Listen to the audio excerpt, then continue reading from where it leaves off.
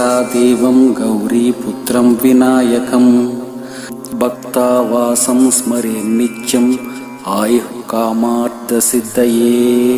प्रथमं वक्रतुण्डं च एकदन्तं द्वितीयकं तृतीयं कृष्णपिङ्गाक्षं गजवक्त्रं चतुर्थकं लम्बोदरं पञ्चमं च षष्ठं विकटमेव च सप्तमं विघ्नराजं च धूम्रवर्णं तदाष्टमं नवमं फालचन्द्रं च दशमं तु विनायकम् एकादशं गणपतिं द्वादशं तु गजाननं द्वादशैतानि नामानि त्रिसञ्जं यः पठेन्नरः न च विघ्नभयं तस्य च सर्वसिद्धिकरं प्रभो।